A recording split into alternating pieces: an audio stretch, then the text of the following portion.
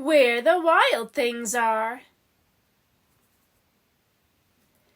Max's wonderful adventure began the night he put on his wolf suit.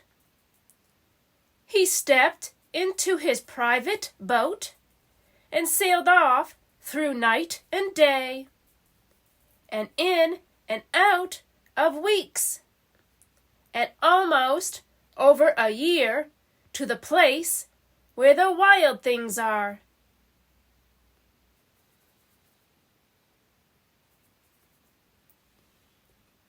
The night Max wore his wolf suit and made mischief of one kind and another, his mother called him Wild Thing, and Max said, "I'll eat you up."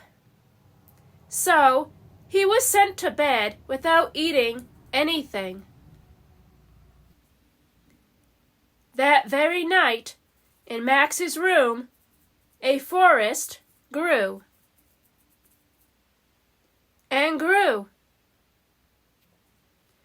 and grew until his ceiling hung with vines and the walls became the world around him.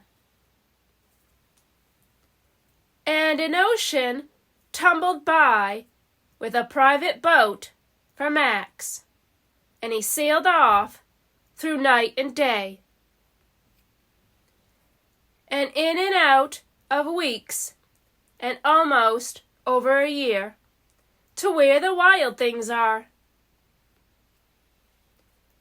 And when he came to the place where the wild things are, they roared their terrible roars, and gnashed their terrible teeth, and rolled their terrible eyes, and showed their terrible claws,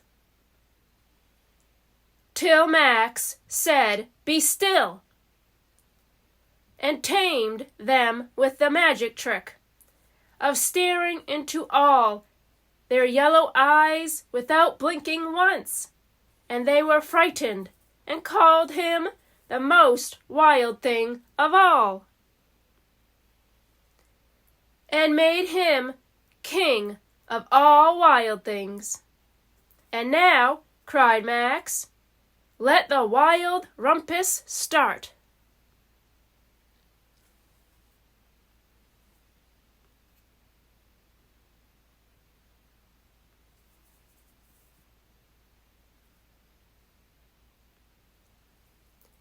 "Now stop," Max said, and sent the wild things off to bed without their supper.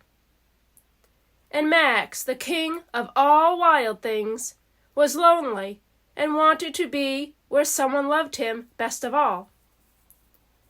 Then, all around, from far away across the world, he smelled good things to eat. So he gave up being king of where the wild things are. But the wild things cried, "Oh, please don't go. We'll eat you up. We love you so." And Max said, "No." The wild things roared their terrible roars, and gnashed their terrible teeth, and rolled their terrible eyes, and showed their terrible claws. But Max stepped into his private boat and waved goodbye, and sailed back over a year, and in and out of weeks, and through a day, and into the night of his very own room, where he found his supper waiting for him. And it was still hot,